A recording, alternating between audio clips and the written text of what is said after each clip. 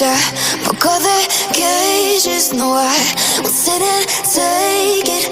No, no. They left me for dead, I guess I'll never learn. Every time I break, there's just more pain to burn.